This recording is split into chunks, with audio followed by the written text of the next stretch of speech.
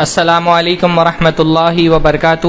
الحمد للہ رب العالمین والصلاة والسلام علی نبینا محمد وعلی آلہ وصحبہ اجمعین ومن تبعہم بإحسان الی یوم الدین. الحمد للہ والصلاة والسلام علی رسول اللہ. سب سے پہلے ہر طرح کی حمد اور ثنا، تعریف اور توصیف، عظمت اور بزرگی کی ودیائی اور بڑائی اللہ رب العزت کے لیے لائق اور زیبا ہے، جس کے فضل و احسان سے آج کی اس مجلس میں ہم جمع ہوئے ہیں. اور آپ لوگوں کے علم میں ہے کہ ہماری یہ مجلس ہمارے ایک سلسلے کا حصہ ہے، اور اس سلسلے کا عنوان ہے سیرت خلفاء راشدین، اللہ کے نبی صلی اللہ علیہ وسلم کے عظیم صحابہ کی سیرت. اس سلسلے میں حضرت ابو بکر، حضرت عمر اور حضرت عثمان رضی اللہ تعالیٰ عنہ کی سیرت کی چند پہلوؤں پر اور ان کی زندگی کے چند گوشوں پر روشنی ڈالی گئی ہے. حضرت عثمان رضی اللہ تعالیٰ عنہ کے حوالے سے ان کی اسلام سے پہلے کی زندگی، بعثت کے بعد کی زندگی، مدنی زندگی تک کے واقعات بیان ہوئے تھے، اور میں نے یہ بات آپ لوگوں کے سامنے رکھی تھی کہ انشاءاللہ تعالیٰ آج کے درس میں حضرت عثمان رضی اللہ تعالیٰ عنہ کی شہادت کا جو واقعہ پیش آیا اس کی کچھ تفصیلات انشاءاللہ تعالیٰ رکھی جائیں گی. حضرت عثمان رضی اللہ تعالیٰ عنہ کی شہادت امت کے لیے بہت بڑی مصیبت، بہت بڑا فتنہ اور بہت بڑی ٹریجڈی تھی. یہ فتنہ ایسا فتنہ ہے جس کی پیشین گوئی اللہ کے نبی صلی اللہ علیہ وسلم نے اپنی زندگی میں ہی فرما دی تھی. اللہ کے نبی صلی اللہ علیہ وسلم نے فرمایا تھا، مسند احمد کی روایت ہے، حدیث نمبر 17006. اللہ کے نبی نے فرمایا تھا، من نجا من صلاۃ فقد نجا. 3 موقع ایسے ہیں، ان 3 موقعوں پر جو اپنے آپ کو فتنوں سے بچا لے گیا، جو فتنوں سے نجات پا گیا، تو اصل میں وہ نجات پا گیا. نجات پانے والا وہ ہے جو 3 موقعوں پر جو شدید فتنے اٹھنے والے ہیں، ان فتنوں سے اپنے آپ کو بچا لے جائیں. اور وہ 3 موقع اللہ نے فرمائے موتی. ایک فتنہ جو میری وفات کے وقت واقع ہوگا. اللہ کے نبی کی وفات کے وقت شدید فتنہ اٹھا. صورتحال یہ بن گئی کہ بہت بڑی تعداد میں ایسے لوگ جنہوں نے سیاسی دباؤ میں آ کر کے اسلام قبول کیا تھا، انہوں نے اسلام چھوڑ دیا، مرتد ہو گئے. بہت بڑی تعداد ایسے لوگوں کی تھی جو اللہ کے نبی صلی اللہ علیہ وسلم کے زمانے میں زکوٰۃ دیتے تھے، زکوٰۃ دینے سے انکار کر دیا. تیسرا بہت بڑا فتنہ کیا اٹھا کہ جھوٹے مدعیان نبوت کھڑے ہو گئے، جنہوں نے نبوت کا دعویٰ کیا اور ان کی قوم والے ان کے پیچھے چلنے لگے، ان کی دعوی نبوت کو تسلیم کر لیا. تو اللہ کی نبی کی موت کا وقت، اس وقت جو فتنے اٹھے وہ شدید ترین فتنے تھے. اللہ کے نبی نے فرمایا 3 فتنوں کے موقع پہ جو اپنے آپ کو بچا لے گیا وہ گویا کی نجات پا جائے گا. پہلا موتی، میری موت کے وقت کے فتنے. دوسرا والدجال، دجال کا فتنہ. اور تیسرا قتل و خلیفہ مستبر بالحق کی معطی، ایک فیاض خلیفہ کا قتل جو حق پر ڈٹا ہوگا. اور وہ کون سے خلیفہ تھے جو حق پر ڈٹے تھے اور ان کو قتل کر دیا گیا؟ حضرت عثمان رضی اللہ تعالیٰ عنہ.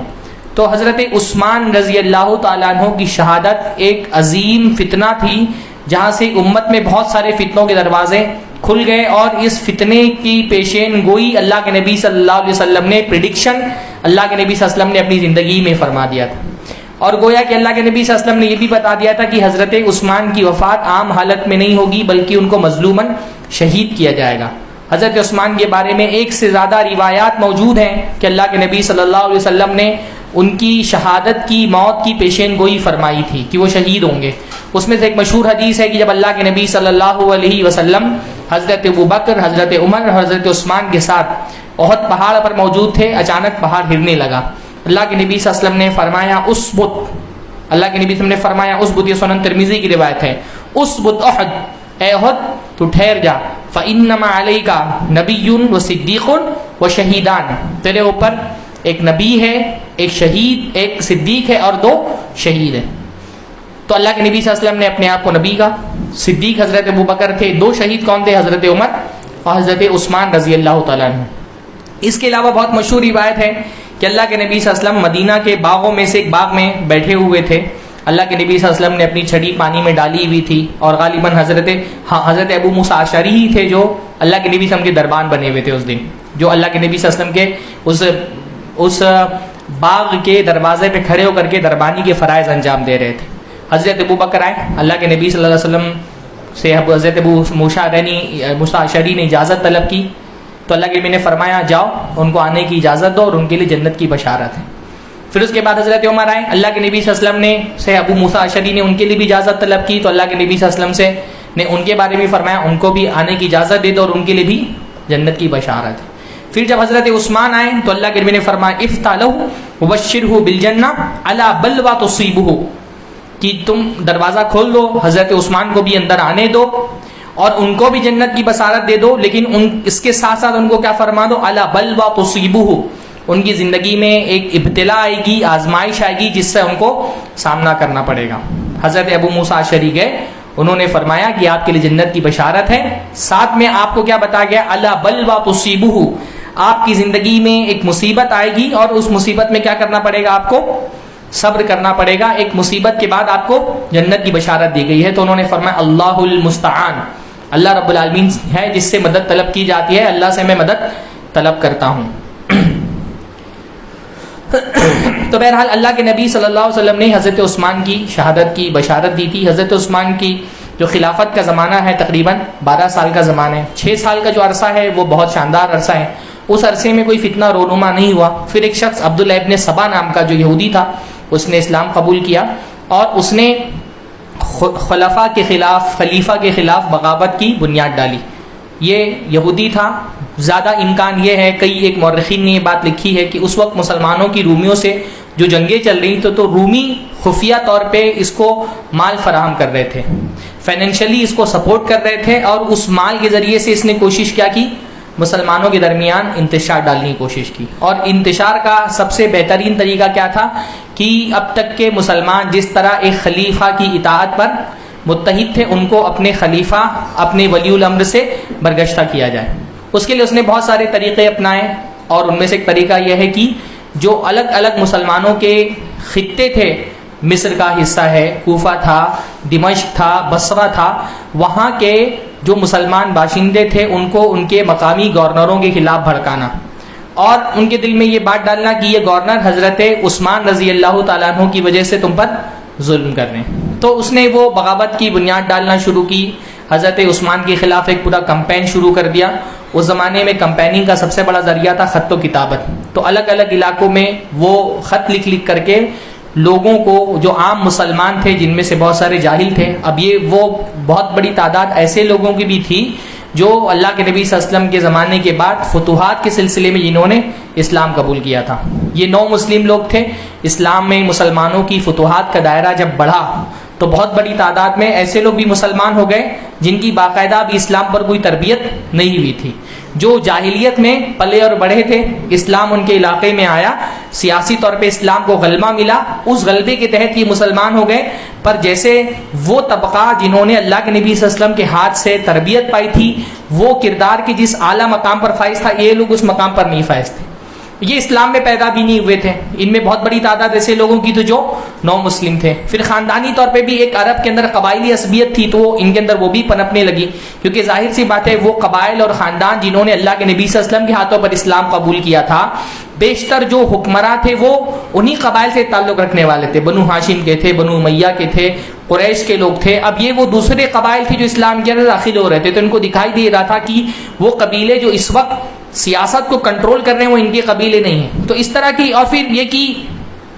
کیونکہ فتوحات کا دائرہ بڑا تھا تو مال امت میں بہت زیادہ آنے لگا تھا، اور مال آنے کی وجہ سے جو ایک اعلیٰ طبقہ تھا وہ مالدار بھی ہو رہا تھا، ان کے پاس پاور بھی تھا، ان کے پاس مال بھی تھا، تو نیچے طبقے کے جو لوگ تھے ان میں فطری طور پہ حسد پیدا ہونا شروع ہو گیا۔ اس کے بہت سارے اسباب ہیں، اتنے مختصر درس میں اس میں گفتگو نہیں کی جا سکتی ہے۔ بہرحال ایک تو ماحول فتنے کے لیے بہت سازگار تھا۔ اچھا، حضرت عمر نے اپنے زمانے میں ایک کام کیا کیا تھا کہ صحابہ کرام کو مدینہ سے باہر نہیں جانے دیا تھا، لیکن حضرت عثمان کے زمانے میں کیا ہوا، بہت سارے صحابہ مدینہ چھوڑ کر کے الگ الگ علاقوں میں چلے گئے، مدینہ بہت سارے صحابہ کے وجود سے خالی ہو گیا، تو ایسے بہت سارے اسباب پیدا ہو گئے جو فتنے کے لیے بہت مناسب تھے۔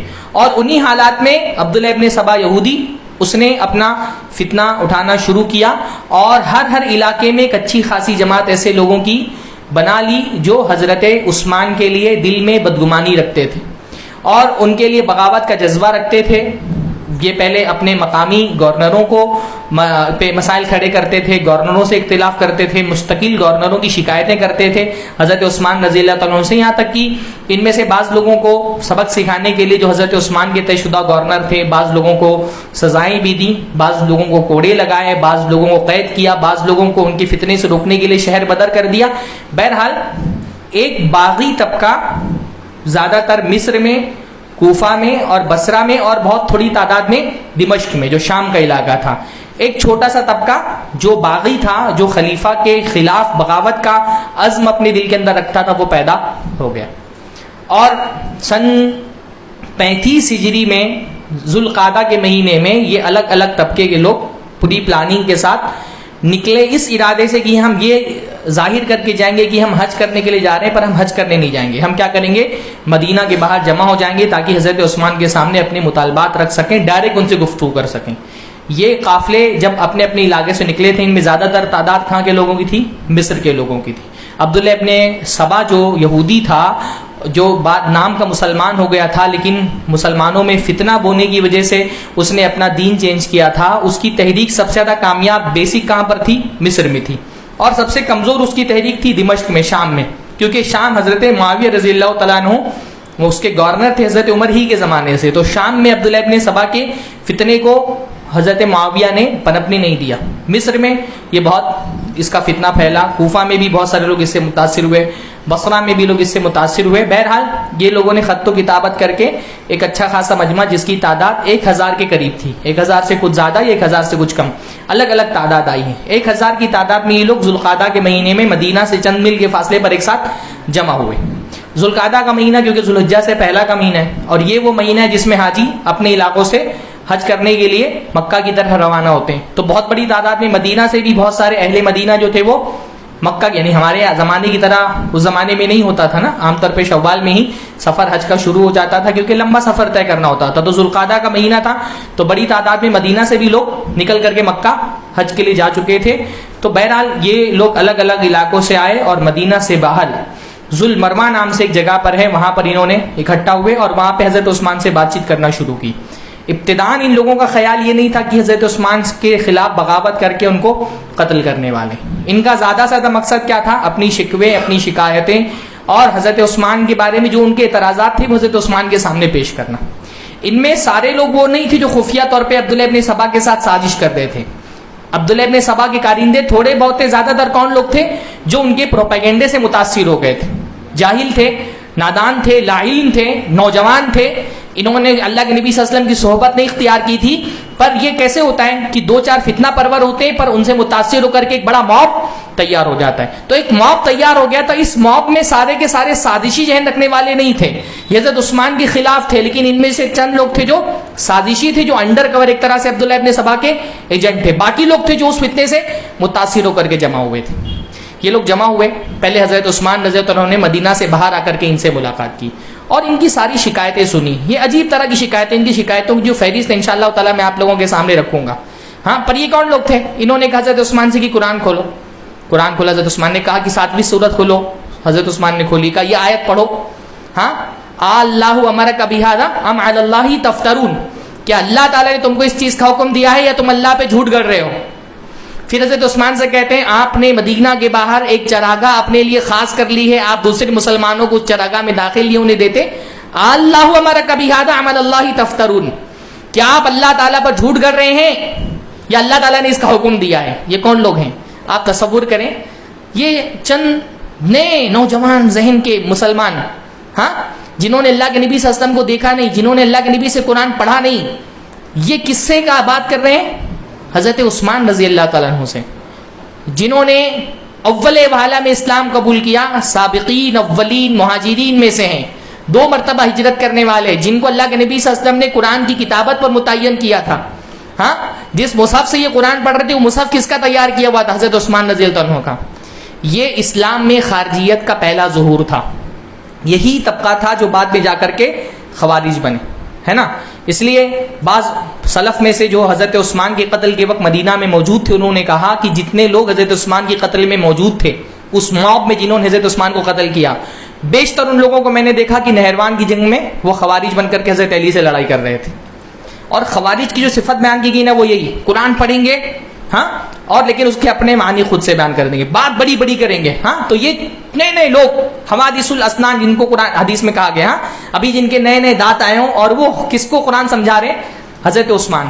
قرآن سے لے کر کے کس سے لڑائی کر رہے ہیں؟ حضرت عثمان سے. حضرت عثمان نے کہا کہ مجھے یہ مت سکھاؤ، ہاں یہ آیت کب نازل ہوئی، کیسے نازل ہوئی، یہ مجھے تم سے بہتر پتہ ہے. بہرحال انہوں نے کچھ مطالبات اپنے رکھے. حضرت عثمان کا مزاج جو ہے نا وہ نرمی والا، بلکہ ان فتنوں کے اٹھنے کی ایک وجہ کیا تھی؟ ایک وجہ یہ بھی تھی کہ حضرت عثمان حضرت عمر کی طرح سخت نہیں تھے. بہت سارے مواقع ایسے ہوتے ہیں جہاں پر سختی حکومت کی مطلوب ہوتی ہے، بہت سارے فتنے ایسے ہوتے ہیں جو طاقت کے زور پر ہی دبائے جا سکتے ہیں. حضرت عمر ان معاملات میں، بہت سارے معاملات میں جہاں فتنے کا موقع ہو، حضرت عمر بہت سخت ہو جایا کرتے تھے. پر حضرت عثمان کے اپنے مزاج میں نرمی تھی، حیا تھی، تو انہوں نے بیشتر جو مطالبات انہوں نے رکھے انہوں نے ماننا شروع کر دیا. ہاں مثلا ان کا مطالبہ یہ تھا کہ مال انصاف سے تقسیم کیا جائے. مال تقسیم کرنے میں، مال غنیمت کے تقسیم کرنے میں، مال میں کے فے کے تقسیم کرنے میں ان کے حساب سے انصاف نہیں ہو رہا تھا. انصاف نہیں ہونے کا مطلب، ان کا انصاف نہیں کا مطلب کیا تھا؟ کہ ہمارا حصہ بڑھایا جائے، ہاں ہم کو اور مال دیا جائے، ہمارا حصہ بڑھایا جائے. حضرت عثمان نے وہ مطالبہ بھی ان کا تسلیم کر لیا. انہوں نے کچھ گورنروں کے بارے میں مطالبہ کیا کہ ہمارے فلاں فلاں گورنر ہیں، ان کو تبدیل کر کے دوسرے گورنر لائے جائیں. جیسے مصر کے جو لوگ تھے ان کا یہ مطالبہ تھا کہ عبداللہ ابن سعد ابن ابی سرح کو ہٹا کر کے ان کی جگہ پہ حضرت عمرو ابن عاص کو گورنر بنایا جائے. تو بہرحال حضرت عثمان نے یہ مطالبہ بھی ان کا مکمل کر لیا. حضرت عثمان نے کیا کیا؟ کچھ باتیں تو حضرت عثمان نے خود ان سے کی. اس کے بعد حضرت عثمان نے اپنی طرف سے اپنا نائب بنا کر کے ان سے نیگوشیٹ کرنے کے لیے ایک صحابی کو بھیجا. کون ہے وہ صحابی؟ حضرت علی رضی اللہ تعالیٰ عنہ. ہاں حضرت عثمان کی طرف سے ان باغیوں سے نیگوشیٹ کون کر رہا ہے؟ حضرت علی رضی اللہ تعالیٰ عنہ. حضرت علی حضرت عثمان کے زمانے میں بہت سارے اہم سرکاری سیاسی عہدوں پر فائز تھے. آپ کو پورے حضرت عثمان کی خلافت میں کہیں پر بھی یہ دکھائی نہیں دے گا کہ حضرت علی حضرت عثمان سے کسی بھی معاملے میں مقابلے میں کھڑے ہوں، بلکہ حضرت عثمان سے عبد الرحمن ابن عوف کے بعد سب سے پہلے جس نے بیعت کی وہ کون تھی؟ حضرت علی رضی اللہ تعالیٰ تھے، کیونکہ ٹائی اپ انہی دو کے بیچ میں ہوا تھا نا. اور عبد الرحمن ابن عوف ایک طرح سے ان دونوں کے درمیان حکم بنے تھے، اور ان سے کہا تھا کہ تم دونوں میں سے جس کو بھی میں منصب کر رہی ہوں، خلافت کے منصب کے لیے نامینیٹ کروں، اس کو وہ تسلیم کرے گا. کیونکہ حضرت عبد الرحمن ابن عوف نے اپنا ہاتھ اور اپنا دعویٰ ختم کر لیا تھا، اور انہوں نے کہا تھا کہ میں مدینہ کے لوگوں سے مشورہ کروں گا، اور میرے مشورے میں جس کا نام مناسب لگے گا میں وہ نام پیش کروں گا، اور تم دونوں میں سے جس کے خلاف بھی نام پیش کیا جائے وہ اس کو تسلیم کرے گا. اور دونوں نے یہ بات تسلیم کی تھی. عبد الرحمن ابن عوف نے حضرت عثمان کا نام پیش کیا تھا، حضرت علی نے اس کو قبول کیا تھا. پورے حضرت عثمان کے دور میں کہیں پر بھی یہ دکھائی نہیں دیتا کہ حضرت علی حضرت عثمان سے کسی بھی معاملے میں خلاف تھے. حتیٰ کہ ان کی وفات کے وقت تک کہ حضرت علی اور ان کے بیٹے حسن اور حسین وہ لوگ تھے جو حضرت عثمان کا دفاع کر رہے تھے. انشاءاللہ تعالیٰ آگے ذکر آئے گا. تو حضرت عثمان نے اپنی طرف سے حضرت علی کو نائب متعین کیا اور ان سے کہا کہ تم جا کر کے ان سے نیگوشیٹ کرو. تو جو بھی ان کے مطالبات تھے حضرت علی کو یہ حکم تھا کہ تم تسلیم کرو اور اس فتنے کو ختم کرو. دیکھیے یہ وہ موقع تھا جب تک کہ مسلمانوں کے دو گروہوں کے درمیان میں جنگ کبھی نہیں ہوئی تھی، ہے نا. اب تک کہ جو بھی جنگیں ہوئی تھیں وہ کون سی تھی؟ جو مسلمان اہل کفر سے لڑ رہے تھے. یہ حضرت عثمان کی خلافت کا دور ہے. اب تک کہ مسلمانوں کے دو گروہوں کے درمیان جنگ یا شورش یا بغاوت جیسی کوئی صورتحال پیش نہیں آئی تھی. حضرت عمر قتل ہوئے تھے پر حضرت عمر کو قتل کرنے والا کوئی مسلمان نہیں تھا. اب تک کہ مسلمان آپس میں ایک دوسرے سے نہیں لڑے تھے، ایک دوسرے کے خلاف تلواریں نہیں اٹھی تھی، کسی مسلمان کا خون دوسرے مسلمان کے ہاتھ سے جنگ میں نہیں بہایا گیا تھا. حضرت عثمان کی پوری کوشش کیا تھی؟ کوئی بھی ایسا فتنہ رونما نہ ہو جس سے مسلمان کے دو گروہ آپس میں لڑ پڑیں. اس لیے حضرت عثمان کی پوری کوشش کیا تھی کہ ان کے جو باغیوں کے جو بھی مطالبات ہیں وہ تسلیم کر لیے جائیں، لیکن مسلمانوں کے دو گروہوں کے درمیان جنگ کی نوبت نہ آئے. بغاوت کو اگر طاقت کے زور پر دبانے کے بجائے ان کی باتیں مان کر کے ان کو ختم کر دیا جائے، جو وہ تسلیم جو وہ مانگ رہے ہیں وہ دے کر کے اس بغاوت کو فروغ کر دیا جائے. حالانکہ جو حضرت عثمان کے گورنر تھے اس سے پہلے انہوں نے ان باغیوں کے بارے میں کہا تھا کہ آپ بہت نرمی برت رہے ہیں، ان لوگوں کو جمع کیا جائے، ان کو قتل کیا جائے اور اس طرح سے اس فتنے کو دبانے کی کوشش کی جائے. پر حضرت عثمان کا شروع سے ایک اصول تھا کہ میں مسلمانوں کے خلاف تلوار اٹھانے والا اللہ کے نبی صلی اللہ علیہ وسلم کے بعد پہلا فرد نہیں بننا چاہتا. میں وہ پہلا شخص نہیں بننا چاہتا جس کی وجہ سے اللہ کے نبی صلی اللہ علیہ وسلم کی امت میں خود مسلمان دوسرے مسلمان سے لڑ پڑیں. میں نہیں چاہتا کہ میری وجہ سے کسی مسلمان کا خون بہایا جائے. یہ اسٹینڈرڈ موقف حضرت عثمان کا شروع سے لے کر کے ان کی موت کے آخری دن تک تھا کہ میری وجہ سے کسی مسلمان کا خون نہیں بہنا چاہیے. تو بہرحال حضرت عثمان رضی اللہ عنہ کے خلاف مطلب کس طرح کے ایکوزیشن تھے, کیا ان کے اوپر الزامات تھے؟ بالکل عجیب طرح کے. ہاں بھائی, جیسے مثلا ایک الزام یہ تھا کہ حضرت عثمان رضی اللہ عنہ نے قرآن کے مصاحف جلا دیے, بہت سارے قرآن کے مصاحف نظر آتش کر دیے. بات اپنے آپ میں صحیح تھی, حضرت عثمان نے قرآن کے کچھ نسخے جلائے تھے, پر کیوں جلائے تھے؟ دیکھیے الزامات ہمیشہ کیسے ہوتے ہیں, الزامات عام طور پہ جو لگائے جاتے ہیں وہ پورے جھوٹے نہیں ہوتے ہیں, ان میں آدھا سچ ہوتا ہے. آدھے سچ کو آدھے جھوٹ سے ملا کر کے لوگوں میں معاملے کو ملتبس کیا جاتا ہے, مشکوک کیا جاتا ہے. حضرت عثمان نے کچھ مصاحف جلائے تھے, پر کیوں جلائے تھے؟ دیکھ, اللہ کے نبی صلی اللہ علیہ وسلم کے زمانے میں قرآن تو شروع سے اللہ کے نبی کے زمانے سے ہی لکھا جا رہا تھا نا, مکہ کے دور سے ہی قرآن مجید لکھا جا رہا تھا. ایون جو قرآن مجید لکھنے والے تھے ان میں سے کون تھے؟ حضرت عثمان خود بھی ان لوگوں میں سے تھے جو قرآن اللہ کے نبی صلی اللہ علیہ وسلم پر نازل ہوتے وقت لکھتے تھے. پر اللہ کے نبی کی وفات تک کے قرآن ایک مصحف پہ جمع نہیں کیا گیا تھا. یاد بہت سارے لوگوں کو تھا, ترتیب اللہ کے نبی صلی اللہ علیہ وسلم نے بتا دی تھی, پر ایک جگہ پر ایک کتاب میں بین الدفتین قرآن کو جمع نہیں کیا گیا تھا. یہ کام کب کیا گیا؟ حضرت ابو بکر رضی اللہ عنہ کے دور میں. حضرت عمر جب جنگ نہروان ہوئی ہے مسلمہ کذاب کے خلاف, اس میں بہت بڑی تعداد میں جنگ یمامہ, جنگ یمامہ میں, نہروان بولو, نہروان تو جو خوارج کے خلاف ہوئی تھی. جنگ یمامہ میں بہت بڑی تعداد میں مسلمان حفاظ اور قراء قتل ہوئے.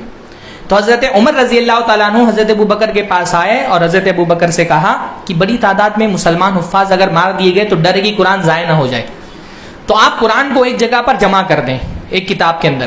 پر حضرت ابو بکر نے کہا جو کام اللہ کے نبی نے نہیں کیا وہ میں کیسے کروں؟ پر حضرت عمر مسلسل ان کو تلقین کرتے رہے اور کہتے رہے واللہ انہ لہو خیر, اللہ کی قسم یہ خیر کی بات ہے, اس میں کوئی بری بات نہیں, قرآن کو ایک جگہ پہ جمع کر دینا. یہاں تک کہ حضرت ابو بکر کہتے ہیں اللہ تعالیٰ نے میرے دل کو کھول دیا. پھر انہوں نے حضرت زید ابن ثابت کو بلایا اور ان کو بھی اس طرح سے متعین کیا اس بات پر. ایک لمبا واقعہ ہے. بہرحال پھر کیا ہوا, قرآن کو ایک مصحف میں حضرت ابو بکر کے دور میں جمع کر دیا گیا. یہ حضرت ابو بکر کے زمانے میں ہوا. اور پھر اس کے بعد بہت سارے قرآن کے مصاحف الگ الگ علاقوں میں لوگوں نے تیار کر لیے نقل کر کے, اور الگ الگ مصاحف قرآن کے الگ الگ خطوں میں پھیل گئے. اب اسلامی حکومت بہت بڑی ہو گئی اور بہت ساری مصاحف لوگوں کے درمیان پھیل گئے قرآن کے. اس میں یہ ہونے لگا کہ بعض مصحف سے الگ تھے اور لڑائیاں ہونے لگی. بعض لوگ کہنے لگے ہمارا مصحف تمہارے مصحف سے افضل ہے. حضرت حذیفہ حضرت عثمان کے دور میں حضرت عثمان کے پاس آئے اور کہا کہ کچھ کریے, اس سے پہلے کہ مسلمان بھی قرآن میں ویسا اختلاف کرنے لگے جیسے ان سے پہلے کے لوگ اختلاف کرنے لگے. تو حضرت عثمان نے کیا کیا کہ وہ مصحف جو حضرت ابو بکر نے تیار کیا تھا ان کے بعد حضرت عمر کے پاس تھا, حضرت عمر کی وفات کے بعد وہ مصحف حضرت حفصہ کے پاس تھا. حضرت حفصہ سے وہ مصحف منگوایا, اپنی ایک ٹیم بنائی اور اس کی نقلیں تیار کی گئیں. 7 مصاحف تقریباً تیار کیے گئے اور مسلمانوں کے الگ الگ علاقوں میں وہ مصاحف بھیج دیے گئے کہ یہ قرآن کا اسٹینڈرڈ مصحف ہے, اسٹینڈرڈ کتابت یہ ہے. اور اس کے علاوہ جو مصاحف تھے تاکہ اختلاف نہ ہو تو ان مصاحف کو جلوا دیا. اب آپ سمجھے نا کہ وہ جلائے گئے کیوں جلائے گئے, تاکہ ان کا وجود ختم ہو جائے اور مسلمان ایک مصحف پر متفق ہو جائیں. اس وجہ سے آج بھی جو مصحف جس سے ہم قرآن پڑھتے ہیں اس کو کیا کہا جاتا ہے؟ مصحف عثمانی. کیونکہ یہ مصحف کس نے ترتیب دلوائے تھے؟ حضرت عثمان نے ترتیب دلوائے تھے. وہ لمبا ایک واقعہ ہے, انشاءاللہ کبھی علوم قرآن پہ گفتگو ہوگی تو اس پہ ڈیٹیل ہم دیکھ سکتے ہیں. تو حضرت عثمان نے مصاحف جلائے تھے, پر کیوں جلائے تھے؟ کیونکہ مسلمان مصحف کے معاملے میں اختلاف نہ ہو. لوگ کہیں کہ میرا قرآن اچھا ہے, میرا قرآن, آپ کا قرآن اچھا نہیں, میرا قرآن صحیح ہے, آپ کا قرآن غلط ہے. تو انہوں نے کیا کیا, پوری امت کو ایک مصحف پر جمع کر دیا اختلاف سے بچانے کے لیے. اور صحابہ میں سے کسی ایک شخص نے بھی حضرت عثمان کے اس عمل پر عیب نہیں لکھ رکھا, کسی نے بھی انگلی نہیں اٹھائی. یہ الزام تھا کہ آپ نے مصحف جلا دیا. یہ الزام تھا کہ آپ نے ابو ذر غفاری کو, بعض لوگ کہتے ہیں کہ یہ بھی الزام لگائے گئے کہ حضرت ابو ذر غفاری کو انہوں نے شہر مدینہ سے باہر نکال دیا تھا. حالانکہ یہ بات بھی غلط ہے.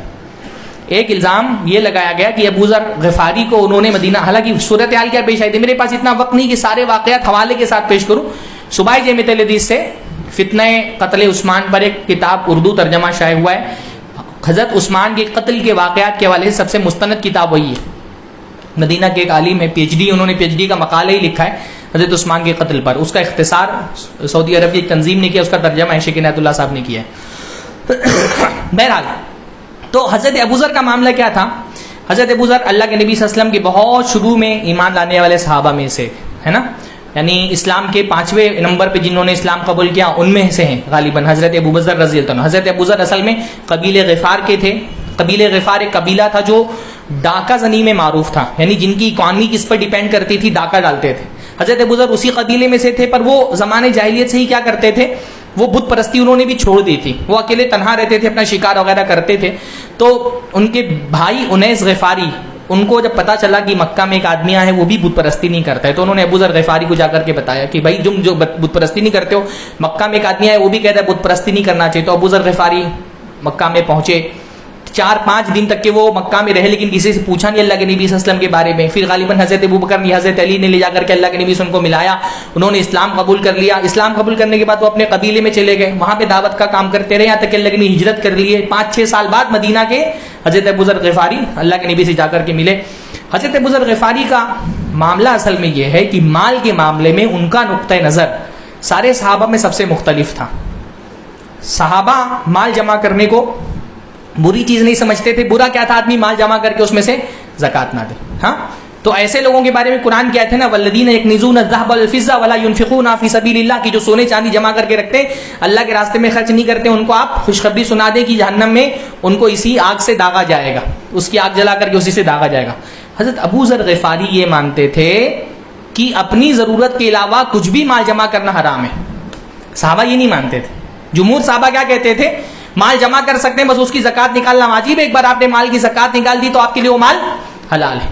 حضرت ابوذر نے اصل میں اسلام کی شروعاتی دور میں کیا حکم تھا کہ اپنی ضرورت کے علاوہ جتنا مال ہے سب صدقہ کر دو۔ اللہ تعالیٰ نے فرمایا یسألونک ماذا ينفقون قل العفو، یہ آپ سے پوچھنے کیا خرچ کرنا ہے، تو جو بھی ضرورت سے زائد ہے وہ خرچ کر دو۔ شروع میں یہ حکم تھا کہ ضرورت سے زیادہ ہر چیز خرچ کر دینی ہے، بعد میں اللہ تعالیٰ نے کیا فرمایا؟ مال جمع کر سکتے ہو، بس اس جمع شدہ مال میں زکوٰۃ نکالنی ہے۔ تو اب حضرت ابوذر کا موقف کیوں کہ تھا کہ مال جمع ہی نہیں کر سکتے، اور وہ دور کیسا تھا جب مال غنیمت بہت بڑی تعداد میں مسلمانوں کے اندر آ رہا تھا، مسلمان مالی طور پہ بہت خوشحال ہو گئے تھے، ان میں صحابہ بھی شامل تھے۔ اور حضرت ابوذر کو اللہ کے نبی صلی اللہ علیہ وسلم کی ہدایت تھی کہ جب مدینہ کی آبادی سلا پہاڑی تک پہنچ جائے تو تم شام چلے جانا، تو وہ شام چلے گئے۔ شام چلے گئے، وہاں ان کا حضرت امیر معاویہ سے ٹکرا ہوا اسی بات کو لے کر کے۔ وہ سب میں تبلیغ کرتے تھے، سب کو ڈانٹتے تھے کہ تم مال جمع کر رہے ہو۔ ہاں، حضرت امیر معاویہ کا کیا کہنا تھا کہ بھائی مال جمع کر سکتے ہیں، بس صرف زکوٰۃ دے دینا کافی۔ ان کا کہنا تھا نہیں، ضرورت سے زیادہ مال جمع نہیں کیا جا سکتا ہے۔ اس ٹکراؤ کی نوبت میں حضرت ابوذر نے جب حضرت امیر معاویہ کے درمیان یہ ٹکراؤ، ظاہر سی بات اس کی وجہ سے مسائل کھڑے ہو رہے تھے۔ ہاں، اس کی وجہ سے مسائل پیدا ہو رہے تھے۔ حضرت ابوذر نے حضرت عثمان کو خط لکھا کہ میرے اور معاویہ کے درمیان میں اس آیت کی تشریح کو لے کر کے اختلاف ہو گیا۔ حضرت عثمان نے کہا مدینہ آ جاؤ، حضرت ابوذر مدینہ آ گئے۔ ہاں، مدینہ آئے اور آ کر کے اپنی پگڑی اٹھا کر کے حضرت عثمان کے ہاتھ میں دی، کہا کہ میں خوارج نہیں۔ خوارج کی علامت تھی نا کہ وہ ہاں وہ بال چھلاتے تو اپنا بال دکھانے کے لیے کہ میں خوارج میں سے نہیں ہوں، اور اگر آپ مجھے کہیں کہ تم یہ جو پالوان کی لکڑی ہے اس کو چبا کر کے زندگی گزار دو تو میں اس کو چبا کر کے رکھوں گا۔ میں اطاعت اور فرما برداری پہ قائم ہوں، میں ان لوگوں میں سے نہیں ہوں جو اللہ کے نبی صلی اللہ علیہ وسلم نے مجھے ہدایت دی تھی اگر کوئی حبشی غلام بھی تم پر امیر متعین کر دیا جائے تو تم اس کی بھی اطاعت کرنا، تو میں نافرمانی نہیں کرنے والا ہوں۔ ہاں، لیکن یہ صورتحال پیش آئی تو حضرت عثمان نے کہا ہم نے آپ کو خیر کے لیے بلایا ہے، ہم یہ چاہتے ہیں کہ آپ مدینہ میں ہمارے پاس ہی رہیں تاکہ وہاں مسئلہ پیدا نہ ہو۔ جب وہ مدینہ میں جمع ہوئے تو مدینہ کے لوگوں نے بھی ان کو گھیر لیا، بہت دنوں بعد ملے تھے، اور وہ صورتحال جو تھی وہ تھی کہ حضرت ابوذر یہ دیکھ رہے تھے اور ان کے سمجھ میں یہی آ رہا تھا کہ مال جمع کرنا بہت بری چیز ہے، صرف ضرورت بھر مال رکھنا چاہیے، باقی سب کچھ خرچہ کر دینا چاہیے۔ اس لیے بعض جو مسلمان اشتراکی کمیونسٹ وہ کہتے ہیں کہ حضرت ابوذر سب سے پہلے کہتے ہیں حضرت ابوذر سب سے پہلے کمیونسٹ ہے، حالانکہ ان کا کمیونزم سے کوئی لینا دینا نہیں۔ بہرحال تو حضرت ابوذر کو کیونکہ اللہ کے نبی کی ہدایت تھی کہ جب مدینہ کی آبادی جبل سلا تک پہنچ جائے تو تم شام چلے جانا، مدینہ میں نہیں رہنا، تو انہوں نے خود اللہ کے نبی سے اجازت مانگی کہ اللہ کے نبی انہوں نے حضرت عثمان سے اجازت مانگی۔ مستقل یہ روایتیں موجود ہیں، میرے پاس حوالہ دینے کا وقت نہیں ہے ورنہ مستقل یہ روایتیں موجود ہیں، خاص طور پہ اس موضوع پہ ایک اور کتاب دکتور علی السلابی کی کتاب ہے جس کا شیخ شمیم سلفی صاحب نے ترجمہ کیا ندوۃ السنہ سے شائع، وہ اس کے PDF بھی موجود ہے، اس میں بھی انہوں نے وہ ساری روایتیں ذکر کی، اور یہ جو کتاب میں نے شیخ غبان والی بتائی اس میں بھی یہ ساری روایتیں موجود ہیں کہ انہوں نے خود شیخ خالد سیف اللہ کی بھی کتاب ہے حضرت عثمان کی سیرت پہ، اس میں بھی روایتیں موجود ہیں۔ میں اس لیے حوالہ دے دے رہا ہوں کہ اگر آئندہ کسی کو دیکھنا ہو تو ساری کتابوں میں دیکھ سکتا ہے کہ انہوں نے خود حضرت عثمان سے اجازت مانگی کہ آپ مجھے اجازت دیں تو میں ربضہ کی طرف, جو مدینہ سے تھوڑی دوری پر ایک ویران علاقہ تھا, کہا میں وہاں جا کر کے رہائش اختیار کرنا چاہتا ہوں. تو حضرت عثمان نے ان کو اجازت دی کہ آپ وہاں جا کر کے رہائش اختیار کر سکتے ہیں, بلکہ ان سے کہا کہ آپ کو میں صدقے کی کچھ اونٹ بھی دے دیتا ہوں, آپ لے جائیے, ان کو چرائیے گا, ان کو دودھ پیجیے گا. کہا نہیں, مجھے اس کی ضرورت نہیں ہے, میرے تھوڑے بہت اونٹ میرے لیے کافی ہیں. وہ خود اپنی مرضی سے اس مدینہ کو چھوڑ کر کے مدینہ کے باہر اس ویران مقام پر جہاں بہت تھوڑی آبادی تھی وہاں گئے تھے, اکیلے رہنے کے لیے, تنہا رہنے کے لیے. اور اللہ کے نبی صلی اللہ علیہ وسلم نے حضرت ابو ذر کے لیے یہ پیشن گوئی فرمائی تھی کہ وہ تنہا وفات پائیں گے. جب تبوک کے موقع پہ اللہ کے نبی صلی اللہ علیہ وسلم نکلے باہر, تبوک کی جنگ بہت مشکل جنگ تھی, تو بہت سارے لوگوں کے بارے میں پتا تھا کہ یہ لوگ ابھی تک کے فوج میں شامل نہیں ہوئے. انہی میں سے کون تھے؟ حضرت ابو ذر بھی تھے. وہ فوج میں شامل ہو کر کے ساتھ میں نہیں نکلے تھے. سب کو تشویش تھی کہ کہیں ایسا نہ ہو یہ پیچھے, کیونکہ سب کو پتا تھا کہ تبوک میں پیچھے رہنے والے کون ہیں؟ منافقین.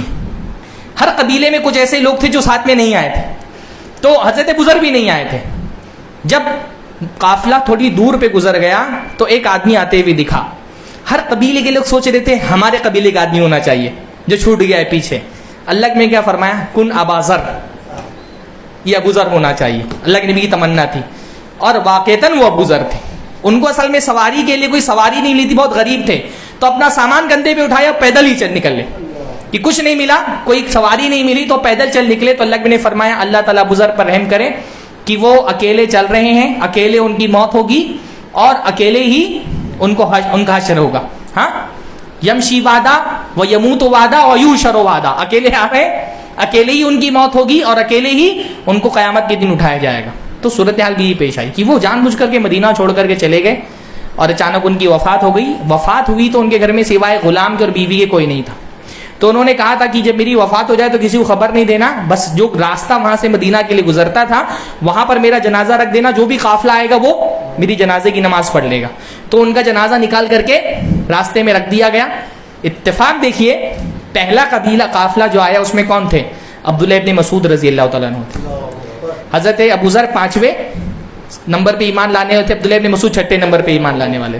ہاں, تو جب انہوں نے صورتحال دیکھی, کہا کہ ان کی وفات ہو گئی, تو انہوں نے ان کی جنازے کی نماز پڑھی, اور انہوں نے بتایا کہ اللہ کے نبی صلی اللہ علیہ وسلم نے ان کے بارے میں فرمایا تھا ابو ذر یمشی وعدہ و یموت وعدہ و یحشر وعدہ, کہ اکیلے وفات ہوگی ان کی, اکیلے یہ اٹھائے جائیں گے. تو یہ جو حضرت ابو ذر پہ الزام لگایا جاتا ہے حضرت عثمان پہ الزام کہ آپ نے ابو ذر کو بے دخل کر دیا تھا, شہر بدل کر دیا تھا, یہ الزام بھی جھوٹا ہے. یہ حضرت عثمان سے اجازت مانگ کر کے مدینہ کے باہر گئے تھے. باقی جو مشہور الزام جو میں نے ذکر کیے کہ ایک الزام یہ لگا ان لوگوں نے کہ آپ وہ لوگ تھے جنہوں نے بدر میں شرکت نہیں کی. ہاں, جبکہ بدر میں شرکت نہیں کرنے کی وجہ خود اللہ کے نبی صلی اللہ علیہ وسلم نے ان کو روکا تھا, کیونکہ ان کی بیوی رقیہ بہت زیادہ بیمار تھی, ان کو چیچک ہو گیا تھا, تو اللہ کے نبی کی اجازت سے وہ رکے تھے. اللہ کے نبی صلی اللہ علیہ وسلم نے ان کو بدریوں میں شامل فرمایا تھا, مال غنیمت میں سے ان کو حصہ بھی دیا تھا. یا اسی طرح سے ان پر الزام لگایا کہ آپ احد میں بھاگ گئے تھے. حالانکہ احد میں بھاگنے والی جو سچویشن تھی اس میں اللہ تعالیٰ نے اس عذر کو قبول کیا تھا, اور ایسے سارے لوگوں کو معاف کر دیا تھا جو احد میں جب اللہ کے نبی کی وفات کی خبر پھیلی تھی اور ایسا لگ رہا تھا کہ اب کوئی کمانڈ دینے والا نہیں ہے, تو بہت سارے لوگوں کو یہ مناسب لگا کہ انہوں نے اجتہاد کیا کہ اب مدینہ میں جا کر کے اپنی جان بچانا زیادہ ہے. میں تو حضرت عثمان بھی اس میں شامل تھے, اللہ تعالیٰ نے ان کو معاف فرما دیا تھا. اور سب سے عجیب ترین جو مسئلہ تھا, یعنی سب سے عجیب الزام یہ تھا کہ کہا گیا کہ آپ بیعت رضوان میں نہیں تھے, جبکہ بیعت رضوان ہوئی حضرت عثمان رضی اللہ عنہ کی وجہ سے تھی. انہی کی وفات کی, انہی کی شہادت کا, انہی کے قتل کا بدلہ لینے کے لیے تو اللہ نے بیعت لی تھی. اور نہیں ہونا تو ایک بات ہے, حضرت عثمان تو ان لوگوں میں سے تھے, ان کی زندگی میں سب سے بڑا شرف یہ تھا کہ اللہ کے نبی نے اپنا بایاں ہاتھ حضرت عثمان کی طرف سے باقاعدہ شامل کیا تھا. وہ بیعت رضوان میں شامل ہے, کیونکہ اللہ کے نبی نے بایاں ہاتھ کس کی طرف سے تھا؟ حضرت عثمان کی طرف سے تھا. تو اسی طرح سے حضرت عثمان میں جو الزامات انہوں نے الگ الگ موقعوں پہ لگائے, ابھی میرے پاس اتنا وقت نہیں ہے کہ کچھ الزامات اس وقت لگائے جب یہ لوگ پہلے مرحلے میں آئے تھے اور مدینہ کے باہر ان کا قیام تھا, جس وقت انہوں نے گھر کو گھیرے میں نہیں لیا تھا. اور کچھ الزامات گھر گھیرنے کے بعد لگائے, وہ کب ہوا میں انشاءاللہ تعالیٰ کے بتاتا ہوں. میں سوچ رہا ہوں کہ ایک ساتھ جتنے الزامات ان کے پر لگائے گئے پہلے وہ دیکھ لیں ہم. ایک الزام یہ لگایا کہ آپ نے مدینہ کے باہر ایک چراگاہ اپنے لیے خاص کر لی ہے, مدینہ کے جو دوسرے باشندے ہیں ان کے اونٹ ان چراگاہ میں نہیں چر سکتے. اس کو الحما کہا جاتا ہے. حما یعنی ایسی چراگاہ جو ایک خاص آدمی کی ہوتی ہے اور دوسروں کے اونٹ اس میں چر نہیں سکتے, پبلک کے لیے وہ اوپن نہیں ہوتا ہے. تو آپ کون ہوتے ہیں؟ ان لوگوں نے جو آیت پڑھی کہا کہ آپ کو کس نے اجازت دی کہ آپ مسلمانوں کی چراگاہ اپنے لیے خاص کر لیں اور دوسرے مسلمانوں کے اونٹوں کو اس چراگاہ میں چرنے نہ دیں؟ تو کہا یہ چراگاہ میں نے اپنی مرضی سے پہلے اپنے لیے نہیں بنائی ہے, چراگاہ تو حضرت عمر نے ہی اپنے زمانے میں خاص کر لی تھی. کس کے لیے؟ جو مسلمانوں کے بیت المال کی اونٹ ہوتے تھے، صدقے کے اونٹ جو مال غنیمت میں آئے ہیں یا جو زکوٰۃ میں اونٹ آ رہے ہیں. ظاہر سی بات ہے زکوٰۃ میں جو اونٹ آ رہے ہیں ان کو بیت المال میں رکھنے کے لیے کوئی چراگاہ چاہیے نا. تو کہا کہ حضرت عمر نے ہی یہ چراگاہ اپنے لیے متعین کر لی تھی. میرے زمانے میں یہ ہوا کہ اونٹوں کی تعداد، جو صدقے کے اونٹ تھے ان کی تعداد بڑھ گئی، تو چراگاہ کا ایریا میں نے صرف بڑھایا ہے، چراگاہ میں نے خاص نہیں کی. میں نے صرف کیا کیا، حضرت عمر نے اپنے زمانے میں جو مسلمانوں کے اونٹوں کے لیے، صدقے کے اونٹوں کے لیے چراگاہ متعین کی تھی، میں نے اس کو بڑھا دیا. تو ظاہر سی بات ہے جو بیت المال کی چراگاہ ہے اس میں عام لوگوں کو اپنے اونٹ چرانے کی اجازت نہیں دی گئی. حضرت عمر نے طے کیا تھا، میں نے صرف اس کا ایریا بڑھایا ہے، اور اس میں کوئی حرج کی بات نہیں. بھئی اللہ تعالیٰ نے اتنی، ظاہر سی بات ہے مسلمانوں کی جو بیت المال، زکوٰۃ میں اونٹ بھی تو آتے ہیں نا، تو ان اونٹوں کو ایک جگہ پہ رکھنے کے لیے کوئی چراگاہ بھی تو ہونی چاہیے، اور وہ چراگاہ سیپریٹ ہونی چاہیے. تو یہ حضرت عثمان نے کہا کہ میں نے کوئی اپنی طرف سے اس کو نہیں گڑھا ہے. ایک عجیب سا اعتراض یہ تھا کہ آپ مینا میں 4 رکعت نماز پڑھتے ہیں ظہر اثر کی، حج، ہاں کہ 4 رکعت آپ نماز پڑھتے ہیں، حالانکہ اللہ کے نبی نے 2 رکعت نماز پڑھی. اچھا یہ سارے اعتراضات ایسے اعتراضات تھے ہی نہیں کہ اس کی بنیاد پر بغاوت کی جائے. اور یہ کون ہوتے ہیں وہ سارے اعتراضات کرنے والے؟ ہاں جو مدینہ میں صحابہ ہے ان کو اعتراض نہیں، مصحف جلانے پر صحابہ کو اعتراض نہیں. ہاں یہ سارے اعتراضات یہ فقہی نوعیت کے اعتراضات تھے. اس پہ تو کسی کو یہ بنیاد بنی نہیں سکتی کہ آپ ایک خلیفہ کو اٹھ کر کے قتل کر رہے ہیں. اصل مسئلہ یہی تھا کہ جو فتنہ اٹھانے والے ہوتے ہیں ان کو چھوٹے چھوٹے نقطے چاہیے ہوتے ہیں، ایسے نقطے جن کا کوئی پوائنٹ ہی نہیں بنتا. حضرت عثمان ٹھیک ہے، حضرت عثمان ابتدائی زمانے میں مینا میں حج کے زمانے میں 2 رکعت پڑھتے تھے، پھر انہوں نے 4 رکعت پڑھنا شروع کر دی. جمہور علماء کا قول اس کے خلاف. حضرت عثمان کا اپنا یہ خیال تھا کہ اللہ کی نبی نے نماز اس وجہ سے پڑھی کہ آپ مسافر تھے تو آپ نے قصر کی ہے، اور ان کے حساب سے وہ کہتے تھے کہ مکہ میرے گھر کی طرح ہے، اس لیے میں قصر نہیں کروں گا، میں پوری پڑھوں گا. حالانکہ جو مکہ کا جو رہنے والا وہ بھی وہاں مینا میں صحیح بات ہے کہ وہ 2 ہی رکعت نماز پڑھے گا. وہ قصر کا مسئلہ نہیں، وہ 2 رکعت نماز پڑھنا ہی سنت ہے. جو بھی اختلافی مسئلہ رہا ہو، پر یہ اتنی بڑی بنیاد نہیں بن سکتی نا کہ اس کو بنیاد بنا کر کے آپ خلیفہ کے خلاف بغاوت کا علم بلند کر دیں. ہاں اسی طرح سے جو ہے وہ ایک اعتراض جو بہت زیادہ کیا جاتا ہے، ایون بہت سارے جو سنی اسکالرز ہیں وہ بھی اس کو بار بار اٹھاتے ہیں کہ حضرت عثمان سے کہا گیا کہ آپ اپنے خاندان کے لوگوں کو عہدہ زیادہ دیتے ہیں، ان کو پریفرنس دیتے ہیں، نیپوٹزم جس کو کہا جاتا ہے ہمارے یہاں. حالانکہ یہ اعتراض اس کی کوئی بنیادی نہیں ہے.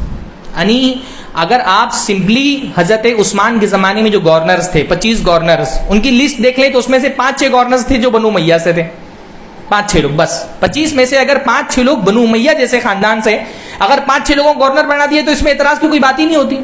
ہاں یہ دکتور سلابی کی جو کتاب ہے اس میں انہوں نے باقاعدہ وہ لسٹ دی ہے، میرے پاس ٹائم نہیں کہ پوری لسٹ میں پڑھوں. 25-30 گورنرز میں سے مشکل سے 5-6 گورنرز ایسے تھے یا 7 گورنرز ایسے تھے جو بنو امیہ میں سے تھے. اچھا یہ کہا گیا ہے کہ حضرت ابوبکر حضرت عمر کے زمانے میں انہوں نے اپنے خاندان والوں کو اس طرح سے پریفرنس نہیں دیا عہدوں میں، لیکن اس کی ایک وجہ ہے. حضرت ابوبکر کا خاندان کون سا تھا؟ بنو تیم. ہاں اور حضرت عمر کا بنو عدی. میں اس سے پہلے بھی بتا چکا ہوں کہ یہ دونوں خاندان قریش میں کوئی بہت نہ ان کی کوانٹٹی زیادہ تھی، نہ قریش میں کوئی بہت نامور خاندان مانے جاتے تھے.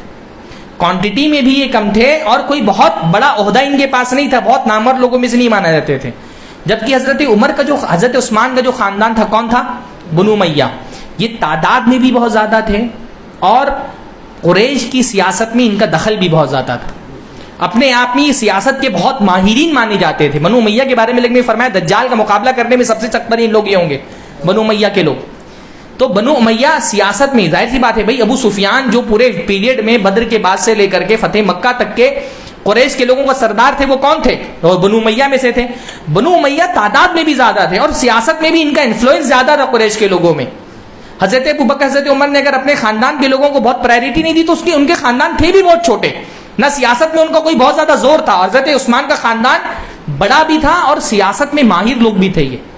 اور ظاہر سی بات ہے کہ بہت سارے اس میں بھی حضرت عثمان نے ایسا نہیں کہ بہت زیادہ مسلمانوں کے کسی طبقے کے میرٹ کو خلاف جا کر کے اپنے کسی، جیسے مثلا جن لوگوں کو گورنر بنایا مثلا حضرت معاویہ رضی اللہ عنہ کے زمانے میں، اچھا جو 6-7 گورنر تھے بھی ان میں سے کچھ گورنرز وہ تھے جو حضرت عمر کے زمانے سے ہی کسی نہ کسی علاقے کے گورنر تھے. مثلا حضرت معاویہ کو حضرت عثمان نے گورنر نہیں بنایا تھا. حضرت معاویہ سے پہلے ان کے بھائی، ان کو بھی حضرت عمر نے گورنر بنایا تھا، اور ان کی بھائی کی وفات جب ہوئی تعاون میں تو حضرت معاویہ کو حضرت عمر نے گورنر بنایا تھا. اس میں سے 3-4 لوگ ایسے تھے جن کو حضرت عبداللہ ابن سعد ابن ابی سرح وغیرہ 1-2-4-5 لوگ ایسے ملے گے جن کو حضرت عثمان نے گورنر بنایا تھا اپنے دور میں، لیکن ظاہر سی بات ہے بہت سارے معاملات میں آدمی ایسا ہوتا ہے کہ اپنے اگرچہ وہ جو ہے وہ اجتماعی سیاست میں حصہ لے رہا ہو، لیکن وہ کیا کرتا ہے اپنے قریبی لوگ جن کو اعتماد ہو ان کو وہ کام دیتا ہے، کیونکہ اس کو پتا ہوتا ہے کہ یہ لوگ یہ کام کر سکتے ہیں۔ باقی یہ بھی اعتراض تھا کہ آپ اپنے گھر والوں کو، اپنے خاندان والوں کو بہت مال دیتے ہیں، تو انہوں نے کہا یہ مال میں اپنے پیسے سے دیتا ہوں، میں بیت المال میں سے نہیں دیتا ہوں۔ حضرت عثمان تھے مالدار لوگوں میں سے۔ بہرحال اسی طرح کے اعتراضات تھے، ان میں سے کچھ اعتراضات ابتدائی مرحلے میں رکھے گئے جب یہ سارا جو موقف تھا وہ مدینہ سے باہر آ کر کے جمع ہوا، حضرت علی نے جا کر کے حضرت عثمان کی طرف سے ان سے نیگوشیٹ کیا، کچھ جو ان کے مطالبات تھے وہ مان لیے گئے اور ان سے کہا گیا کہ اب تم جاؤ اپنے اپنے علاقوں میں۔ سارے لوگ اپنے اپنے علاقوں کے لیے نکل گئے۔ راستے میں کیا ہوا، جب مصر کے یہ جو قافلہ جا رہا تھا مصر کی طرف، ایک سوار جو ہے وہ بار بار قافلے کے قریب آتا، پھر دور چلا جاتا، پھر قریب آتا، پھر دور چلا جاتا، تو قافلے والوں کو اس کو دیکھ کر کے کچھ شک ہوا تو اس کو پکڑ لیا۔ جس کو پکڑا اس نے کہا کہ میں عثمان رضی اللہ عنہ کا قاصد ہوں اور مجھے انہوں نے مصر کا جو اس وقت گورنر ہے عبداللہ ابن سعد ابن ابی سرح ان کے پاس بھیجا ہے اور یہ خط مجھے دے کر کے بھیجا ہے۔ اس نے سب اگلنا شروع کر دیا اور اس خط میں یہ لکھا ہوا ہے کہ جتنے بھی قافلے کے لوگ یہاں سے گزرے جیسے ہی یہ مصر میں پہنچے ان کو پکڑ کے قتل کر دو یا سولی چڑھا دو یا ان کے ہاتھ پیر کاٹ دو، اور خط نکال کر کے اس نے دکھایا۔ ہاں، اب سوال یہ پیدا ہوتا ہے کہ جب سارے مطالبات مان لیے گئے تھے تو یہ خط کیسے آ گیا؟ یہیں سے وہ سارا مسئلہ تبدیل ہو گیا۔ پھر یہ سارے قافلے کے لوگ سارے لوگوں کو جمع کر کے واپس مدینہ لوٹ آئے کہ اب ہم بغاوت کریں گے اور عثمان عنہ سے خلافت کا مطالبہ کریں گے کہ وہ خلافت کو چھوڑے، اور وہ اس خط کو انہوں نے بنیاد بنا لیا۔ یہ خط لے کر جب حضرت عثمان کے پاس پہنچے، حضرت عثمان نے کہا کہ میں قسم کھا سکتا ہوں کہ یہ خط میں نے نہیں لکھا ہے، ہاں یا تو دو گواہ پیش کرو، یعنی صورت اس طرح کی جب اختلافات ہو جائے تو کیا ہوتا ہے، یا تو دو گواہ پیش کرو کہ جنہوں نے مجھے یہ خط لکھتے ہوئے دیکھا ہو، یا تو دلیل دو، یا پھر کہ میں قسم کھاتا ہوں، میری قسم کو قبول کرو، کیونکہ اصول شریعت میں کیا بتایا گیا ہے، البینۃ علی المدعی والیمین علی من انکر، جو دعویٰ کرے گا وہ دلیل دے گا، جو انکار کرے گا وہ قسم کھائے گا۔ کہ میں قسم کھا رہا ہوں کہ یہ خط میں نے نہیں لکھا ہے۔ کسی کاتب کو بلا کر کے خط لکھوا لینا کوئی مشکل کام نہیں ہے۔ حضرت عثمان کی جو دستخط تھی، دستخط بھی کوئی گڑ لینا کوئی نئی بات، انگوٹھی سے پرانے زمانے میں دستخط لگائی جاتی، کہ یہ کوئی گڑ سکتا ہے۔ مسئلہ کیا ہے، وہی بات کہ عبداللہ ابن سبا کے جو سازشی لوگ تھے انہوں نے جب دیکھا کہ ہم جس پلان کو لے کر کے اس پورے قافلے کو آئے تھے وہ تو سب ختم ہو گیا، مطالبات مان لیے گئے، ان کو اس کا اندازہ نہیں تھا، تو انہوں نے کیا کیا، خفیہ طور پہ خط حضرت عثمان کے نام سے بنایا۔ اچھا وہ دیکھیے نا، اس قاصد کو اور بھی تو راستے ہو سکتے مصر جانے کے، پر وہ گھوم کے کہاں جا رہا ہے، اسی قافلے کے ساتھ جا رہا ہے جو قافلہ مصر گیا ہے، ہاں، اور اس کی حرکت سے سمجھ میں آ رہا ہے کہ وہ چاہ رہا ہے کہ میں پکڑا جاؤں، اور جیسے ہی پکڑا گیا ساری باتیں اس نے اگل دی، اور اس کو قتل بھی نہیں کی، اس کو قتل نہیں کیا گیا، اس قاصد کو قتل نہیں کیا گیا۔ یہ اصل میں وہ جو اندر کے سبائی سازشی تھے ان کی یہ پلاننگ تھی کہ کسی طرح سے یہ موب جس کو ہم نے جمع کیا تھا تاکہ یہ خلفشار مچائے مدینہ میں، واپس چلا کے اس کو واپس لے کے جائے، وہ اپنے اس فتنے میں کامیاب رہے۔ اس مرتبہ جب دوسری مرتبہ وہ آئے ہیں تو وہ مدینہ کے باہر نہیں تھے، پھر انہوں نے کیا کیا، حضرت عثمان کا گھر جو ایسٹ جانب میں تھا مسجد نبوی کے، اس کو گھیر لیا، اور یہ تقریباً 1000 کی تعداد میں تھے، اس کو گھیر لیا، اور گھیرنے کے بعد جو ہے وہ اس مطلب یہ تقریباً 20 سے 30 دن تک کے یہ محاصرہ چلا۔ ابتدا میں صرف گھیراؤ تھا اور ان کا مطالبات حضرت عثمان سے کی تم خلافت سے دستبردار ہو جاؤ، استعفیٰ دو خلافت سے، ہاں یا تو خلافت سے استعفیٰ دو اور یا ہمارے سامنے ہم تم سے قصاص لیں گے، بدلہ لیں گے، تم نے ہم کو قتل کرنے کا ارادہ کیا تو ہم تم کو قتل کریں گے، ہاں یا پھر جنگ کریں گے۔ ان کا یہ مطالبہ تھا حضرت عثمان سے، لیکن پھر آہستہ آہستہ کیا ہوا، وہ محاصرہ پہلے صرف استعفیٰ کا مطالبہ تھا، اس کے بعد میں وہ دھمکیاں شروع ہوئی، اس کے بعد ان کو قتل کی دھمکی دی جانے لگی، یہاں تک کہ ان کو قتل کر دیا گیا۔ بہرحال جب اس قافلے نے گھیر لیا، حضرت عثمان رضی اللہ عنہ کے گھر کا گھیراؤ کر لیا، حضرت عثمان نے کہا کہ میں اس خط، انہوں نے انکار کیا کہ یہ خط میں نے نہیں لکھا ہوا ہے۔ ان سے مطالبہ کیا گیا کہ آپ خلافت سے دستبردار ہو جائیں، استعفیٰ دیں، انہوں نے کہا میں نہیں دوں گا۔ کیوں؟ کیونکہ اللہ کے نبی صلی اللہ علیہ وسلم کی واضح ہدایت ان کو تھی، ایک نہیں بہت ساری حدیثیں اس بارے میں، کہ حضرت عثمان کو اللہ نے فرمایا تھا ان اللہ یقمصک قمیصا، اللہ تعالیٰ آپ کو ایک قمیص پہنائے گا، اور منافقین آپ سے چاہیں گے کہ آپ اس قمیص کو اتار دیں، تو آپ کبھی اس قمیص کو اتارنا نہیں۔ اللہ کے نبی صلی اللہ علیہ وسلم نے ان سے وعدہ کیا تھا۔ اس طرح کی بہت ساری حدیثیں حضرت عثمان کو اللہ کے نبی صلی اللہ علیہ وسلم کی وصیت تھی کہ منافق تم سے اس قمیص کے اتارنے کا مطالبہ کریں گے تو تم اس قمیص کو نہیں اتارنا۔ تو حضرت عثمان نے اس خلافت سے دستبردار ہونے اور استعفیٰ دینے سے انکار کر دیا۔ الگ الگ موقعوں پہ شروع میں یہ دکھائی دیتا ہے کہ جب محاصرہ ہوا تو صرف گھر کی گھیرا بندی تھی، لوگ اندر آ جا رہے تھے، ہاں قافلے آ کر کے مل رہے تھے، جو چند صحابہ اس وقت مدینہ میں موجود تھے وہ حضرت عثمان سے جا کر کے ملتے تھے. تو حضرت عثمان خود بھی مختلف موقعوں پر لوگوں کو بلا رہے تھے. سب سے پہلے انہوں نے بلایا عبداللہ ابن سلام کو. عبداللہ ابن سلام جو پہلے یہودی تھے، بعد میں انہوں نے اللہ کے نبی کے زمانے میں اسلام قبول کیا تھا، اور ظاہر سی بات ہے کہ وہ مدینہ کے ایک دم ابتدائی پرانے لوگوں میں سے تھے، کیونکہ وہ یہود کے زمانے سے ہی ربائی تھے یہودیوں کے. حضرت عبداللہ ابن سلام سے جب حضرت عثمان نے مشورہ کیا تو عبداللہ ابن سلام نے کہا الکف عن کف فإنه ابلغ فی الحجہ. انہوں نے کہا کہ آپ لڑائی مت کریں، آپ اپنا ہاتھ روک کر کے رکھیں، اس سے آپ کی دلیل زیادہ بلیغ رہے گی کہ میں نے کسی سے لڑائی نہیں کی، اگر کوئی مجھے قتل کر دے گا تو میں مظلومانہ مقتول ہوں. اس کے علاوہ ابن عمر تھے جن سے مشورہ کیا. ابن عمر یعنی اس وقت تک کہ ابن عمر ایک اچھی عمر کو پہنچ چکے تھے نا، اللہ کے زمانے میں وہ بچے تھے، پر یہ تقریباً 20 30 25 سال 35 سال ہو چکے اللہ کے نبی صلی اللہ علیہ وسلم کی وفات کو. سمجھدار اور امت کے کبار لوگوں میں سے تھے اس وقت.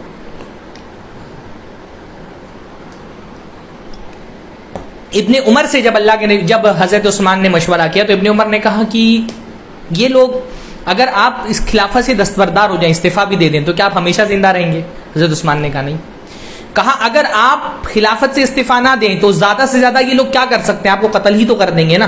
تو کہا مطلب قتل کرنے کے علاوہ تو کچھ کر نہیں سکتے. حضرت ابن عمر نے پوچھا کیا یہ آپ کے جنت اور جہنم کے مالک ہیں؟ حضرت عثمان نے کہا نہیں. تو کہا پھر آپ بالکل بھی خلافت سے استعفیٰ مت دیں. اگر ان کے دباؤ میں آ کر کے آپ نے خلافت سے استعفیٰ دے دیا تو آپ کے بعد لوگوں میں یہ سنت بن جائے گی کہ جس عوام کے جس طبقے کو خلیفہ سے کوئی شکایت ہوگی وہ بغاوت کر کے اس سے خلافت سے دستبرداری کا مطالبہ کرے گا، اور یہ طریقہ پھر شروع ہو جائے گا. تو آپ ہرگز ان کا مطالبہ نہیں مانیں. ابن عمر نے بھی ان کو یہی رائے دی. تو باقی حضرت عثمان کا اپنا بھی معاملہ یہ تھا کہ اللہ کے نبی صلی اللہ علیہ وسلم نے کیونکہ ان سے یہ کہا تھا، اللہ کے نبی صلی اللہ علیہ وسلم نے ان کو یہ تاکید کی تھی کہ یہ خلافت کا جو اللہ تعالیٰ قمیص آپ کو پہنائے گا، اس خلافت کی قمیص کو آپ کو نہیں اتارنا ہے. تو انہوں نے پھر وہی بات ثابت رکھی. اس درمیان میں ویسے مدینہ میں تعداد لوگوں کی کم تھی، میں نے بتایا نا کم تعداد تھی. بڑی تعداد میں لوگ کیا کرنے گئے تھے؟ حج کرنے کے لیے گئے تھے. اور موب جو وہ تقریباً 1000 کی تعداد میں تھا. یہ پوری پلاننگ کے ساتھ آئے تھے کہ ہم کو جنگ کی نوبت آئے گی تو ہم جنگ کریں گے، لڑیں گے. اس درمیان میں بہت سارے صحابہ نے حضرت عثمان کو آفر کیا کہ آپ اجازت دیں تو ہم ان سے لڑیں گے. حضرت ابو ہریرہ حالانکہ اس وقت 70-70 سال کے ہو چکے تھے، وہ تلوار باندھ کر کے آ گئے کہ آپ اجازت دیں تو ہم لڑیں گے. مغیرہ ابن شعبہ آ گئے، کعب ابن مالک جو انصار میں سے تھے انہوں نے کہا ہم نے اللہ کے نبی کے زمانے میں اللہ کے نبی کی مدد کی اور ہم آپ کے دور میں آپ کی مدد کریں گے. زید ابن ثابت آ گئے، کہا ہم انصار ہیں، اللہ کے نبی کے زمانے میں بھی ہم انصار تھے، آپ کے بھی ہم انصار رہیں گے. بہت سارے صحابہ، بڑی تعداد میں صحابہ ہیں جنہوں نے حضرت عثمان کو آفر کیا تھا کہ آپ اجازت دیں تاکہ یہ جو موب آپ سے لڑنے کے لیے آئے ہیں مجھ سے لڑے. پر حضرت عثمان نے کہا میں وہ پہلا شخص نہیں بننا چاہتا ہوں جس کی وجہ سے مسلمانوں کی دو گروہ آپس میں لڑے اور کسی مسلمان کا خون بہایا جائے. یعنی یہ جو سوال ذہن میں آتا ہے نا کہ اتنی بڑی تعداد میں لوگ مدینہ میں آئے، حضرت عثمان کو قتل کر کے چلے گئے، پر مدینہ میں صحابہ نے ان کے خلاف بغاوت کیوں نہیں کی، ان سے لڑائی کیوں نہیں کی؟ حالانکہ صحابہ اچھی خاصی تعداد میں موجود تھے اور مدینہ کے دوسرے باشندے بھی موجود تھے. اس کی وجہ کیا تھی؟ خود حضرت عثمان انہوں نے قسم دلوائی کہ تم کو میں قسم دیتا ہوں اللہ تعالیٰ کی، میری طرف سے تلوار نہیں اٹھانا. حضرت حسن ابن علی تلوار لے کر کے آگے لڑنے کے لیے کہا کہ میں قسم دیتا ہوں اللہ کی، اگر تم مجھے امیر سمجھتے ہو اور میری اطاعت کو واجب سمجھتے ہو تو میری اطاعت، میرا حکم یہ ہے کہ میری طرف سے تلوار نہیں اٹھانا. میں نہیں چاہتا تھا کہ ایک آدمی بھی میری وجہ سے اس کا خون مسلمانوں میں سے بہایا جائے. تو یہ بہت بڑی، اور اس کا بھی حکم کیا دیا تھا؟ اس کا حکم بھی اللہ کے نبی صلی اللہ علیہ وسلم نے دیا تھا. ہاں، اس کا حکم بھی کس نے دیا تھا؟ اللہ کے نبی نے ان سے کہا تھا کہ تم کو مداحمت نہیں کرنی ہے. حضرت عائشہ رضی اللہ عنہ سے ایک روایت ہے مسند احمد کی کہ اللہ کے نبی صلی اللہ علیہ وسلم نے ایک مرتبہ فرمایا ادعو لی بعض اصحابی، میرے کچھ ایک صحابی کو بلاؤ. تو لوگوں نے کہا ابو بکر کو، کہا نہیں. کہا عمر کو، کہا نہیں. کہا آپ کے چچا زاد بھائی علی کو، کہا نہیں. تو حضرت عائشہ نے پوچھا عثمان کو؟ تو اللہ نے فرمایا ہاں. تو حضرت عثمان اللہ کے نبی صلی اللہ علیہ وسلم کے پاس آئے. جعل یصارہ ولو عثمان یتغیر، کہ اس وقت اللہ کے نبی نے حضرت عثمان کے کان میں کوئی بات کہی، حضرت عثمان کے چہرے کا رنگ بدل گیا. ہاں، جب یہ یوم الدار، اس کو یوم الدار کہتے ہیں جس دن حضرت عثمان کو قتل کیا گیا، جب یوم الدار کا موقع تھا اس وقت لوگوں نے حضرت عثمان سے کہا، ہاں کہا کہ الا تقاتل، آپ ان سے جنگ کیوں نہیں کر رہے؟ آپ کے پاس فوج ہے. حضرت امیر معاویہ شام سے فوج بھیج سکتے تھے، بہت بڑی تعداد میں صحابہ کرام اپنے لوگوں کو لے کے تیار تھے کہ حضرت عثمان بس ایک حکم دیں. تو انہوں نے فرمایا کہ ان رسول صلی اللہ علیہ وسلم عہد الی عہدا وانی صابر نفسی علیہ، احمد کی روایت ہے کہ اللہ کے نبی صلی اللہ علیہ وسلم نے اس سے وعدہ لیا ہے اور میں اس وعدے پر اب تک کے ثابت کہ میں جنگ نہیں کروں گا، میں صبر کروں گا. اللہ کے میں فرمایا تھا نا کہ وہ صبر پر، اور انہوں نے یہ محسوس کر لیا تھا کہ اب یہ میرا آخری وقت آ چکا ہے. اور اللہ کے نبی صلی اللہ علیہ وسلم نے جو پیشین گوئی تھی میری شہادت کی، وہ واقعہ ہونے والا. اس کے باوجود بعض صحابہ ایسے تھے جنہوں نے آگے بڑھ کر کے حضرت عثمان کے دفاع کی کوشش کی، اور لڑائی ہوئی. قتل تو کسی کا نہیں ہوا لیکن لوگ زخمی ہوئے، اور جو لوگ زخمی ہوئے ان میں سے ایک کون تھا؟ ان میں سے ایک حضرت حسن ابن علی رضی اللہ تعالیٰ عنہ بھی تھے. اور یہ صحیح سندوں سے یہ روایت ثابت ہے کہ حضرت حسن ابن علی کون تھے؟ کہتے حضرت ابو محمد الانصاری کہتے ہیں شہید تو عثمان رضی اللہ عنہ وهو يقتل بالدار، جب حضرت عثمان کا قتل ہوا اس وقت میں موجود تھا. والحسن ابن علی رضی اللہ عنہما وهو يضارب عنه، حسن ابن علی رضی اللہ تعالیٰ عنہ ان کی طرف سے لڑ رہے تھے. وهو حتى جرح، یہاں تک کہ وہ زخمی ہو گئے لڑتے لڑتے. میں یہ بتانا چاہ رہا ہوں نا، ایک طبقہ جو اس طرح سے دکھانے کی کوشش کرتا ہے کہ جو لوگ حضرت عثمان کو قتل کرنے کے لیے آئے تھے حضرت علی ان کو سپورٹ کرے تھے، یہ بات غلط ہے. حضرت علی مستقل ان کے خلاف تھے، اور حضرت علی نے اپنے بیٹوں کو بھیجا لڑنے کے لیے، انہی میں سے ایک حسن علی بھی تھے. حضرت عثمان کے روکنے کے باوجود حسن ابن علی نے حضرت عثمان کو بچانے کے لیے ان لوگوں سے لڑائی کی، یہاں تک کہ اتنے زخمی ہو گئے کہ ان کو اٹھا کر کے بنو زمعہ میں لے جایا گیا. جریحن، زخمی حالت میں ان کو بنو زمعہ میں پہنچایا گیا. اور اس کے علاوہ بھی بہت سارے لوگ تھے. محمد الانصاری کہتے ہیں وَلَوْ أُذِنَ لَهُمْ لَضَرَبُوهُمْ حَتَّى يُخْرِجُوهُمْ مِنْ أَقْطَارِ الْمَدِينَةِ، اگر صحابہ کو اور جو مدینہ کے لوگ تھے ان کو اجازت دی جاتی تو اتنا مارتے تھے کہ مدینہ کے گلیوں سے ان کو باہر پھینک دیتے تھے. لیکن حضرت عثمان نے اجازت ہی نہیں دی کسی کو. ہاں، حتیٰ کہ بعض لوگوں نے کہا کہ اگر آپ لڑنا نہیں چاہتے ہیں، اس میں خاص طور پہ عبداللہ ابن زبیر، ابن عمر اور حضرت حسن ابن علی، یہ سب سب سے زیادہ آگے تھے حضرت عثمان کا بچاؤ کرنے میں. بعض لوگوں نے کہا کہ ہم کوشش کرتے ہیں کہ آپ کو بھگا دیں، چھپکے سے نکال کر کے. کہا میں ڈر کر کے بھاگنے والوں میں میرا نام شامل نہیں ہوں. محاصرہ بڑھتا گیا. شروع میں تو یہ تھا کہ صحابہ کرام آ جا رہے تھے، بعد میں جو محاصرہ رکھنے والے تھے، جو گھیرا بندی کرنے والے تھے، انہوں نے صحابہ کا آنا جانا بند کر دیا. ایک مرتبہ حضرت علی کو حضرت عثمان نے طلب کیا تو حضرت علی کو بھی انہوں نے حضرت عثمان سے ملنے نہیں دیا. تو حضرت علی نے کیا کیا، اپنا عمامہ اٹھا کر کے گھر کے اندر پھینکا خادموں کے پاس، کیا بتانے کے لیے کہ میں آنا چاہ رہا ہوں لیکن یہ لوگ مجھے اندر نہیں آنے دے رہے. تو یہ عمامہ ایک طرح سے میری سائن ہے میری طرف سے کہ میں آنا چاہ رہا ہوں. تو خادموں سے کہا کہ دکھا کر کے حضرت عثمان کو بتا دو کہ میں کوشش کر رہا ہوں آنے کی، پر میں اندر داخل نہیں ہو پا رہا. آہستہ آہستہ صحابہ کو بھی آنا جانا بند کر دیا. حضرت عثمان شروع میں مسجد نبوی میں آ رہے تھے نماز پڑھنے کے لیے، مسجد نبوی میں آنے پر پابندی لگا دی گئی. حتیٰ کہ جو پانی کھانا ان کے گھر کے اندر جاتا تھا اس پر بھی پابندی لگا دی گئی. حضرت عثمان نے ایک مرتبہ لوگوں کو خطاب کر کے بولا بھی، صحابہ کرام کو بھی جمع کیا باہر سے، اور کہا کہ تم لوگ کیا اس بات کی گواہ نہیں ہو؟ اللہ کی قسم کھا کر کے بتاؤ کیا ایک مرتبہ ایسا نہیں ہوا کہ اللہ کے نبی صلی اللہ علیہ وسلم نے کہا کہ مسجد کی جگہ تنگ پڑ رہی ہے اور کون ہے جو مسجد کے لیے زمین وقف کرے گا اس کے لیے جنت ہے؟ تو میں تھا جس نے مسجد کے لیے جگہ وقف کی تھی. جس مسجد میں تم نماز پڑھ رہے ہو اس میں وہ جگہ وہ ہے جو میں نے وقف کی ہے. آج اس مسجد میں تم مجھے ہی نماز پڑھنے نہیں دے رہے ہو. ہاں، تم نے میرے گھر کا پانی بند کر دیا ہے. اللہ کی قسم صحابہ کرام کو گواہ بنا کر کے کہا کہ تم کو میں گواہ بناتا ہوں، بتاؤ کہ ایسا نہیں تھا کہ جب مدینہ میں مسلمان آئے تھے پینے کے لیے پانی نہیں تھا میٹھا، اور میں تھا جس نے اپنا خالص مال خرید کر کے مسلمانوں کے لیے کنواں وقف کیا تھا. آج تم اس کنویں سے مجھے پانی نہیں پینے دے رہے ہو. تو انہوں نے صحابہ کرام کو مخاطب کر کے، اور پھر حضرت عثمان کو آخر تک یہ بھی اندازہ تھا کہ یہ مجھے کس بات پہ قتل کریں گے. کہتے ہیں کہ ان کے پاس میرے قتل کرنے کی وجہ کیا ہے؟ اللہ کے نبی صلی اللہ علیہ وسلم سے میں نے خود یہ حدیث سنی ہے کہ مسلمان کا خون 3 موقعوں کے علاوہ کسی موقع پر بہایا نہیں جا سکتا ہے. یا تو نفس بالنفس، کسی نے قتل کیا تو اس کو قتل کر دو، یا کسی نے زنا کیا ہے، شادی شدہ ہے تو اس کو قتل کر دو، اور تیسرا اگر کسی نے مرتد ہو گیا ہو، اسلام چھوڑ دیا ہو، جماعت کا ساتھ چھوڑ دیا تو اس کو قتل کر دو. اللہ کی قسم میں نے جب سے اسلام قبول کیا میں نے تو کبھی میرے دل میں خیال بھی نہیں آیا کہ میں اپنے دین کو تبدیل کروں. اور زنا کرنا تو بہت دور کی بات ہے. میں نے تو جب سے اللہ کے نبی صلی اللہ علیہ وسلم سے اس ہاتھ پہ بیعت کی ہے، میں نے اس ہاتھ سے اپنی شرمگاہ کو نہیں ہاتھ لگایا. میں زنا کیا کروں گا، یہ دایاں ہاتھ ہے. جب سے میں نے اللہ کے نبی سے اس ہاتھ پر بیعت کی میں نے اپنا ہاتھ نہیں اپنی شرمگاہ پر لگایا ہے. ہاں، اور میں نے کسی مسلمان کے اوپر کوئی ظلم نہیں کیا، تو یہ کس بنیاد پہ مجھے قتل کریں گے؟ بہرحال آہستہ آہستہ صورتحال اس طرح کی بنتی گئی کہ محاصرہ تنگ ہوتا گیا. اور حضرت عثمان کا کیونکہ یہ خیال تھا کہ میری وجہ سے کوئی مسلمان قتل نہ کیا جائے، تو انہوں نے کسی مسلمان کو اجازت نہیں دی ان کی طرف سے دفاع کرنے کی. حتیٰ کہ جمعرات کا ایک دن آیا، انہوں نے اپنے گھر سے سارے صحابہ کرام کو قسمیں دے کر کے باہر نکال دیا کہ میرا گھر خالی کر دو.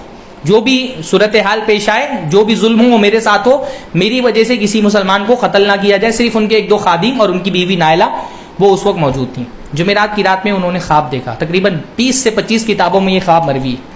اللہ کے نبی صلی اللہ علیہ وسلم آئے ہیں، ان کے ساتھ حضرت ابو بکر ہیں، حضرت عمر ہیں خواب میں، اور حضرت عثمان رضی اللہ عنہ نے دیکھا کہ اللہ کے نبی صلی اللہ علیہ وسلم نے پوچھا ان سے کہ اب تم کو انہوں نے کھانے سے روک دیا ہے، پانی سے روک دیا ہے. یا عثمان افطر عندنا، عثمان افطار ہمارے ساتھ کرو. وہ سمجھ گئے کہ وہ وقت آ گیا ہے جس کے لیے اللہ کے نبی صلی اللہ علیہ وسلم نے مجھے پیشین گوئی فرمائی تھی. صبح کو وہ روزے سے تھے، سارے لوگوں کو منع کر دیا کہ کوئی کسی سے جنگ نہیں کرے گا. قرآن کھول کر کے خود بیٹھ گئے. بلوائیوں نے ان کے گھر کا دروازہ جلایا، کچھ بلوائی دوسرے گھر سے کود کر کے صحن میں داخل ہو گئے. پہلے انہوں نے حضرت عثمان کا استہزاء کرنا شروع کیا، ان کی داڑھی پکڑ کر کے کھینچنا شروع کر دیا. ہاں، ان کا مذاق اڑانے لگے، ان کی بیوی کی عزت پر جو ہے حملہ آور ہونے لگے، ان کو برا بھلا کرنے لگے، خادموں سے لڑائی کرنے لگے. پہلے استہزاء اور مذاق کا دور شروع ہوا. پھر حضرت عثمان رضی اللہ تعالیٰ عنہ پر ایک آدمی نے گلا دبانے کی، ایک آدمی نے تلوار اٹھایا اور تلوار اٹھا کر کے جب مارنا چاہا تو حضرت عثمان نے اپنے ہاتھ سے اس تلوار کو روکا. تلوار کو روکا تو ان کی ہتھیلی کٹ گئی، انگلیاں کٹ گئیں. تو انہوں نے کہا اللہ کی قسم یہ وہ ہتھیلی ہے جس نے پہلی مرتبہ قرآن مجید میں جو مفصل صورتیں ہیں وہ لکھی ہیں. مفصل صورتیں یعنی سورہ حجرات سے ادھر سورہ ناس تک کی جو صورتیں ہیں نا، کیونکہ مکہ کے دور میں جب شروعاتی صورتیں نازل ہو رہی تھیں اس وقت لکھنے پڑھنے والے کون تھے؟ حضرت عثمان اکیلے تھے. چند لوگ اسلام قبول کیے تو ان میں سے عثمانی تھے جن کو لکھنا پڑھنا آتا تھا. تو حضرت عثمان ان لوگوں میں سے تھے جو کاتبین وحی میں سے تھے. کہا یہ ہتھیلی جس کو تم نے کاٹا ہے یہ ہتھیلی وہ ہتھیلی ہے جس نے سب سے پہلے سورہ حجرات سے سورہ ناس تک کی مفصل صورتیں لکھی ہیں. اس کے بعد ان کی ایک آدمی تلوار لے کر کیا مارنے کی کوشش کی، بیوی حائل ہو گئی تو بیوی کی بھی 5 انگلیاں کٹ گئیں. ایک آدمی اور جس کو الموت الاسود کہا جاتا تھا وہ حضرت عثمان کے گھر میں داخل ہوا اور اس نے حضرت عثمان کا گلا دبانے کی کوشش کی. حضرت عثمان اس وقت تقریباً 82 سال ان کی عمر ہو چکی تھی. بوڑھا آدمی ہے، اس کو چاروں طرف سے اوباشوں نے گھیرا ہوا ہے، مذاق اڑا رہے ہیں، داڑھی کھینچ رہے ہیں. ہاں، ان میں سے کوئی بھی صحابی نہیں تھا. ان پورے لوگوں میں سے جو بھی اوباش لوگ حضرت عثمان کو قتل کرنے میں شامل تھے یا ان کے قتل کی تحریض میں شامل تھے ان میں سے کوئی بھی صحابی نہیں تھا. ایک نام مشکوک ہے وہ میں بھی انشاءاللہ تعالیٰ آگے بتاؤں گا، پر اس میں سے کوئی بھی صحابی نہیں تھا. مسلسل ابن کثیر نے اور بہت سارے علماء نے یہ تصریحات کی ہیں. بہرحال الموت الاسود نام کا ایک آدمی اس نے گلا گھونٹنے کی کوشش کی پر بہت ضعیف ہو چکے تھے. ہاں، تو اس نے گلا گھونٹنے کے بعد چھوڑ دیا اور کہا میں گلا گھونٹ رہا تھا، میں نے زندگی میں کبھی کوئی اتنی نرم چیز نہیں چھوئی جیسی یہ، اور جب میں ان کا گلا گھونٹ رہا تھا تو ایسا لگ رہا تھا جیسے سانپ تڑپتا ہے ویسے وہ تڑپ رہے تھے، لیکن اس سے ان کی موت نہیں ہوئی. پھر ایک آدمی آیا جبلہ نام کا اور اس نے حضرت عثمان پہ حملہ کیا اور حملہ کرنے کے وقت کیا ہوا، ان کی گردن پہ حملہ کیا اور ان کا سر جدا کر دیا اور وہ خون کے چھینٹے اس وقت قرآن پڑھ رہے تھے اور وہ خون کے چھینٹے قرآن کی جس آیت پہ گرے وہ آیت کیا تھی؟ ہاں، فَسَيَكْفِيكَهُمُ اللَّهُ، ان قریب اللہ تعالیٰ ان کے لیے کافی ہو جائے گا، اللہ تعالیٰ آپ کی طرف سے ان کے لیے کافی ہو جائے گا. بہرحال اس طرح حضرت عثمان کی شہادت کا ایک مظلومانہ واقعہ پیش آیا. یہ وہ فتنہ تھا جس کے بعد سے امت کبھی بھی متفق نہیں ہو سکی. اس کے بعد جب اختلاف شروع ہوا وہ اختلاف بڑھتا چلا گیا، یہاں سے خوارج اور روافظ کا جنم ہوا جو آگے جا کر کے انہوں نے باقاعدہ ایک فرقے کی صورت اختیار کر لی. اس طرح اللہ کے نبی صلی اللہ علیہ وسلم کے یہ صحابی حضرت عثمان وفات پا گئے اور یہاں سے پھر اسی فتنے کا دور شروع ہوا. حضرت عثمان رضی اللہ عنہ کے بعد پھر حضرت علی رضی اللہ عنہ خلافت کے خلیفہ بنے اور یہیں سے پھر حضرت امیر معاویہ حضرت علی کے درمیان وہ اختلافات ہوئے جو اختلافات پھر اس شدت کو پہنچ گئے کہ مسلمانوں میں بعض جنگیں بھی رونما ہوئی، جس پر ہم الحمدللہ ایک تفصیلی گفتگو کر چکے ہیں اس سے پہلے بھی. تو اس طرح اللہ کے نبی صلی اللہ علیہ وسلم کے عظیم صحابی فتنے میں وفات پا گئے شہادت کے ذریعے سے، اور جن کے بارے میں اللہ کے نبی صلی اللہ علیہ وسلم نے پیشین گوئی فرمائی تھی کہ مظلوماً ان کو شہید کیا جائے گا اور فتنے کے وقت یہ ہوں گے جو حق پر قائم ہوں گے. بہرحال میں نے بتایا کہ صحابہ کرام مسلسل علماء نے یہ بات بتائی ہے کہ ایک آدمی بھی جو ان حضرت عثمان کے قتل میں شریک تھا ان میں سے کوئی ایک بھی آدمی صحابی نہیں تھا. صرف ایک نام جو ہے نا وہ ذرا سا جو ہے دل میں وہ پیدا کرتا ہے، وہ نام کون سا ہے؟ محمد ابن ابی بکر کا. حضرت ابو بکر کے ایک بیٹے تھے محمد بن ابی بکر، یہ صحابی نہیں ان کا، یعنی یہ حجۃ الوداع میں پیدا ہوئے. تو ظاہر سی بات ہے حجۃ الوداع میں پیدا ہوئے تو یہ اس عمر میں نہیں تھے کہ انہوں نے باقاعدہ کوئی اللہ کے نبی ہم کو دیکھا ہو، نہ علماء اور فقہاء میں کوئی ان کا بڑا مقام نہیں ہے. یہ حضرت اسماء بنت امیس کے بیٹے تھے، یہ بھی قتل میں شریک نہیں تھے. زیادہ سے ان کے بارے میں کیا ثابت ہے کہ جب ایک موب گھر کے اندر داخل ہوا تو اس میں یہ بھی شامل تھے اور انہوں نے جا کر کے حضرت عثمان کی داڑھی پکڑی تھی. تو جب انہوں نے حضرت عثمان کی داڑھی پکڑی تو حضرت عثمان نے کہا کہ تم جس داڑھی کو پکڑ رہے ہو تمہارے ابا ابو بکر اس کی عزت کرتے تھے. تو ان کو اتنی شرم آئی کہ وہ چھوڑ کر کے چلے گئے، بس اتنی سی بات ہے. یہ بھی باقاعدہ قتل کرنے والوں میں شریک نہیں تھے. پر یہ کوئی محمد بن بکر نہ صحابی نہیں ہے. ہاں، کوئی علماء فقہاء اور محدثین میں بھی ان کا، بلکہ ان کے بیٹے قاسم بن محمد بھی بڑے علماء میں شمار ہوتے ہیں، ان کا کوئی بڑے علماء میں شمار نہیں ہوتا. آپ تعجب کریں گے وہ لوگ جو حضرت ابو بکر کو گالی دیتے ہیں وہ محمد بن ابن بکر کو امام مانتے ہیں. کون ہے؟ روافظ. صرف اس وجہ سے کہ ان کے حضرت عثمان کی مخالفت کرنے والوں میں یہ ایک نام ان کو مل جاتا ہے. تو یہ حضرت ابو بکر کو گالیاں دیتے اور محمد بن ابی بکر کو بڑا امام مانتے ہیں. اس ایک نام کے علاوہ کوئی بھی صحابی اس پورے جرم میں شریک نہیں تھا. مسلسل صحابہ ان پر لعنت بھیجتے تھے. صحابہ نے اپنے طور پر بہت دفاع کی کوشش کی. حضرت طلحہ، حضرت زبیر، حضرت ابو ہریرہ، حضرت کعب بن مالک، زید بن ثابت، حسن، حسین، بہت بڑے نام ہے صحابہ کے. مسئلہ یہ تھا کہ حضرت عثمان کی اپنی چاہت تھی کہ کوئی ان کی طرف سے دفاع نہ کرے، ان کی وجہ سے کسی مسلمان کا خون نہ بہایا جائے. بہرحال واقعی کی تفصیلات بہت زیادہ ہیں، ایک درس میں اس کو سمیٹنا ممکن نہیں تھا. جتنا مجھ سے ہو سکا میں نے آپ لوگوں کے سامنے رکھا ہے. یہ ایسی چیز نہیں ہے کہ اس کو مسلمان کوئی بہت ڈیپ میں جا کر کے نالج حاصل کرے، ہے نا. یہ وہ واقعات وہ نہیں جن کا تعلق ہمارے عقیدے ایمان سے. بھائی ہم کو قرآن سنت پڑھنا چاہیے. میں نے واقعی کی کچھ آپ کے سامنے رکھ دی تاکہ اس معاملے میں جو غلط فہمیاں ہیں وہ کسی کے ذہن میں نہ آئیں. ہاں، حضرت عثمان کے جو مقام ہے ہم کو اس پورے واقعے سے بھی سمجھ میں آتا ہے کہ وہ چاہتے تو ان میں سے ایک ایک آدمی کو قتل کروا سکتے تھے. ان کے پاس طاقت تھی، قوت تھی، وہ باہر سے فوج بلا سکتے تھے. پر انہوں نے یہ طے کر لیا تھا کہ مسلمانوں میں اختلاف ان کی وجہ سے نہ ہو. مسلمان کے دو گروہ پہلی مرتبہ ایسا نہ ہو، کیونکہ اب تک کے کبھی ایسا نہیں ہوا، تو پہلی مرتبہ ایسا نہ ہو کہ ان کی وجہ سے مسلمان کے دو گروہ آپس میں لڑ پڑے. تو یہ بہرحال کیونکہ تھے مسلمان ہی، اپنے آپ کو مسلمان بولنے والے تھے، بعد میں جا کر کے انہوں نے خوارج کی شکل اختیار کر دی. اللہ تعالیٰ سے دعا اللہ تعالیٰ ہم سب کو دین کا صحیح فہم عطا فرمائے. اللہ جب تک زندہ رکھے، ایمان اور اسلام پر زندہ رکھے. اللہ تعالیٰ صحابہ کی عظمتوں کو سمجھنے کی توفیق ہم کو عطا فرمائے، ان کی عزتوں کا دفاع کرنے کی ہم کو توفیق نصیب فرمائے. اگلے درس سے انشاءاللہ